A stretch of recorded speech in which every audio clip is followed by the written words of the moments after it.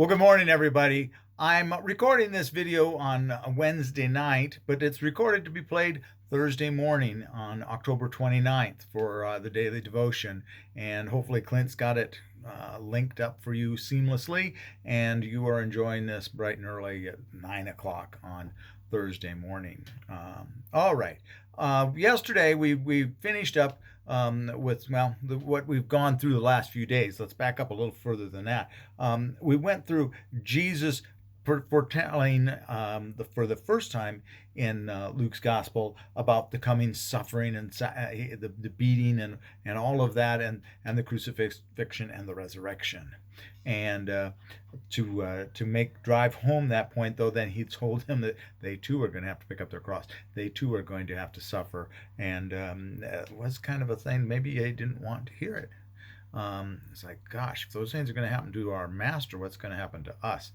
Then we went through the transfiguration day before that, and then we got into yesterday Jesus healing the boy that was possessed with a demon, and now today we go into Jesus right immediately after the healing of the boy, and talking about that the disciples weren't able to do it, but here's Jesus, and Jesus is so much, Jesus is this much better, obviously, this much better than the disciples, and so he's the leader, obviously.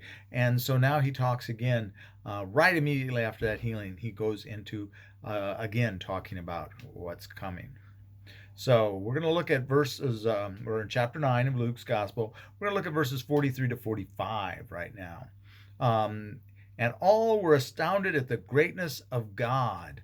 While everyone was amazed at all that he was doing, he said to his disciples, "Let these words sink into your ears. The Son of Man is going to be betrayed into human hands."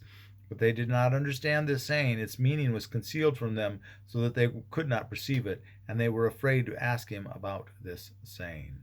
So we are going to have on Friday, day of tomorrow for you all, day after tomorrow for me, as I record this. But we're going to talk a little more about what's going on here. But here, Jesus is again foretelling about his ultimate ending. And I think, again, as I said, I think their ears just didn't want to hear it. There's times we just don't want to hear it. We just don't want to believe what's coming. And part of why they would not want to believe that is because, again, Jesus is the leader, and if the officials are going to do this to their leader, what are they going to do to them? If even Jesus is going to be killed after all of these things Jesus has done, raising people from the dead, he driving out demons, and the transfiguration, for crying out loud, how impressive was that? And now he says that he's going to be betrayed into human hands. It doesn't actually say anything about being killed here, but they call it Jesus again foretelling his death, is what they call it in the NRSV.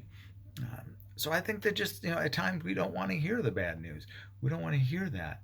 But the amazing thing is that had they listened earlier, when he talked about his death and resurrection, they would have known that it was a good thing, that there was that the human hands, the authorities, couldn't prevail against Christ. And that's the good news, actually, isn't it? That is truly the gospel. So this one's going to be a very short one because we don't have a whole lot that we talked about there. And we're going to get into more tomorrow, Friday, for everyone, the 30th. So with that, I'm going to let you go tonight, or today, this morning, tonight for me. I'm getting confused on day times. But have a very blessed day. And as always, please remember to be a blessing to someone today.